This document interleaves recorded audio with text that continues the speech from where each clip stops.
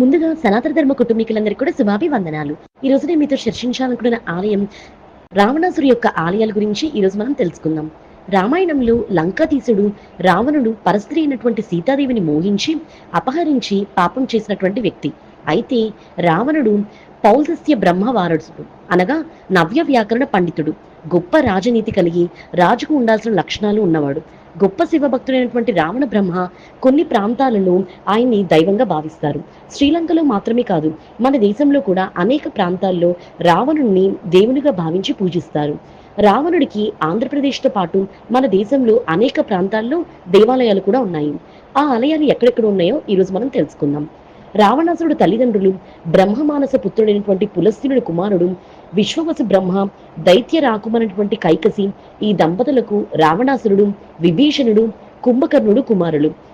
చంద్రనఖ అనే కుమార్తె సంతానం. రావణాసురుడు దైత్యుడు, బ్రాహ్మణుడు. చింతనతనం నుంచి ఏకసంతాగ్రహి, శివుడికి పరమ భక్తుడు. మన దేశంలోని అన్ని ప్రాంతాలలో కొన్ని ప్రాంతాలలో రావణాసురుని దైవంగా భావించి పూజిస్తారు. వాటిలో ప్రథమంగా కాకినాడలోని రావణాసురుని ఆలయం.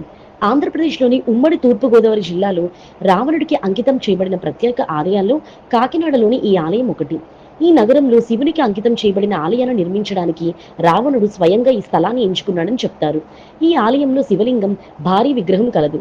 ఇది రావణుడికి శివుని పట్ల ఉన్న భక్తిని సూచిస్తుంది. బీచ్ కి దగ్గరగా ఉన్న ఈ ఆలయానికి ఒక ప్రసిద్ధ పర్యాటక ఆకర్షణ ప్రదేశం. ముఖ్యంగా ఆంధ్రప్రదేశ్లో రావణుడిని పూజించే ఏకైక ప్రదేశం కాకినాడ. రెండవ ఆలయం మందసౌర్, మధ్యప్రదేశ్. హిందూ పురాణ గ్రంథాల ప్రకారం రావణాసురుడి భార్య మండోదేవి మధ్యప్రదేశ్లోని మందసౌర్లో జన్మించింది. అందువల్ల ఇక్కడ ప్రజలు రావణాసురుని మందసౌర్ అల్లుడిగా పూజిస్తారు. దసరా పండుగ సమయంలో స్థానిక ప్రజలు రావణాసురుడి ఆలయంలో దీపాలు వెలిగించి పూజ చేస్తారు. మూడవ ఆలయం రావణ్ గ్రామ్, విదిశా. రావణ్ గ్రామ్ అనేది రావణుడి పేరు మీద ఉన్నటువంటి గ్రామం. ఇది మధ్యప్రదేశ్లో కలదు. ఈ ఆలయం లంకారాజుకి అంకితం చేయబడినది. రావణాసురుడి భార్య మండోదరి విదిశ నుంచి వచ్చి ఇక్కడ కళ్యాణం జరిగినట్టు నమ్మకం. ఈ ప్రదేశంలో రావణ భక్తులు గణనీయమైన సంఖ్యలో ఉన్నారు. వారు ఈ ఆలయానికి వచ్చి పూజలు చేస్తారు. ఈ ఆలయంలో 10 అడుగుల ఎత్తైన రావణాసురుడి విగ్రహం కలదు. ఒకప్పుడు ఇతర ప్రదేశాల మారిగానే ఇక్కడ విగ్రహాలు, ఇతర శుభకార్యాలు జరిగేవి. ఎందుకంటే రావణాసురుడు మరియు మండోదరి యొక్క వివాహం మందసౌర్లోని ఈ పాత ఆలయంలో జరిగిందని పురాణాల ప్రకారం విశ్వాసం. అందుకని ఇక్కడ ప్రజలు వివాహం చేసుకోవడం అతి పుణ్యంగా భావిస్తారు. దసరా ఉత్సవాల సమయంలో ఇక్కడ రావణాసురుని అత్యంత భక్తి శ్రద్ధలతో పూజిస్తారు. 4వ ఆలయం దశానన ఆలయం, కాన్పూర్. కాన్పూర్లోని 100 సంవత్సరాలకు పైగా పురాతన ఆలయం దశానన ఆలయం సంవత్సరానికి ఒకసారి దసరా సమయంలో మాత్రమే తెరుచుకుంటుంది. ఇక్కడ భక్తులు రావణుడికి నివాళులు అర్పిస్తారు. ఈ ఆలయాన్ని 1890లో రాజు గురుప్రసాద్ శుక్లా నిర్మించినట్టు తెలుస్తుంది. స్థానికులు రావణుడిని గొప్ప పండితుడిగా, శివుని గొప్ప భక్తుడిగా భావిస్తారు. 5వ ఆలయం రావణ మందిరం, బిస్ట్రాక్, ఉత్తరప్రదేశ్. హిందూ పురాణాల ప్రకారం రావణుని జన్మస్థలం ఉత్తరప్రదేశ్లోని బిస్ట్రాక్ ప్రాంతంలో కలదు.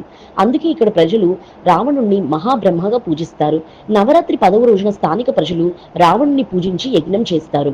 6వ ఆలయం కాంగ్రా, హిమాచల్ ప్రదేశ్. శివుణ్ణి ప్రసన్నం చేసుకోవడానికి రావణుడు ఈ ప్రదేశంలో భక్తితో తపస్సు చేశాడని చెప్తారు. రావణుడి తపస్సుకు మెచ్చి శివుడు రావణ బ్రహ్మ ముందు ప్రత్యక్షమై తన ఆశీస్సులు ఇచ్చాడని స్థానికుల నమ్మకం. అందువల్ల కాంగ్రా స్థానికులు రాబేనాసర్లో రావణాసురుడి దిష్టి బొమ్మను దహనం చేయరు, పైగా పూజలు చేస్తారు. అలాగే 7వ ఆలయం జోధ్పూర్, రాజస్థాన్. రాజస్థాన్లోని జోధ్పూర్లో ఉన్న ఈ ఆలయంలో రావణుణ్ణి రావణ దేవుడిగా రోజు పూజిస్తారు. పురాణాల ప్రకారం రావణుడు మండవర రాజకుమార్తె అయినటువంటి మండోదరిని వివాహం చేసుకుంటాడు. ఆ సమయంలో ఇక్కడ సరస్వతి నది ప్రవహిస్తుంది. మండవర రాజ్యం సరస్వతి నది ఒడ్డున ఉంటుంది. నేటికి మండవర రాజు వారసులు జోధ్పూర్లోని అనేక ప్రదేశాలలో తమ అల్లుడు రావణుడైనటువంటి మరణం పట్ల సంతాపం వ్యక్తం చేస్తారు. నవరాత్రి తర్వాత రోజు ఈ ప్రాంతంలో రావణుని ఆత్మశాంతి కోసం దీపం వెలిగిస్తారు. అలాగే 8వ ఆలయం కర్ణాటకలోని కోలార్ జిల్లాలో రామలింగేశ్వర ఆలయం కలదు. ఇక్కడ రావణుణ్ణి రామప్ప లేదా రామలింగంగా పూజిస్తారు.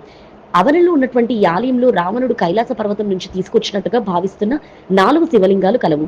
సంక్రాంతి పండుగ సమయంలో మార్కండేశ్వర స్వామి రథోత్సవం తర్వాత రావణ ఉత్సవాన్ని కూడా అత్యంత వైభవంగా జరుపుతారు. ఇది 15వ శతాబ్దానికి సంబంధించినటువంటి పురాతన ఆలయం. ఇంకా కోలార్ లోపల సుగుతూర్ అనే గ్రామం ఉంది. అక్కడ రావణ మహోత్సవం సందర్భంగా రావణుడు శివుణ్ణి మోసుకెళ్తున్నట్టుగా చిత్రించి ఊరేగింపు కూడా జరుగుతుంది. మరి తెలుసుకున్నారు కదా రావణాసురుడి ఆలయాలు ఎక్కడెక్కడ ఉన్నాయో. ఈ వీడియో చూసిన మీ అందరికీ కూడా కృతజ్ఞతలు.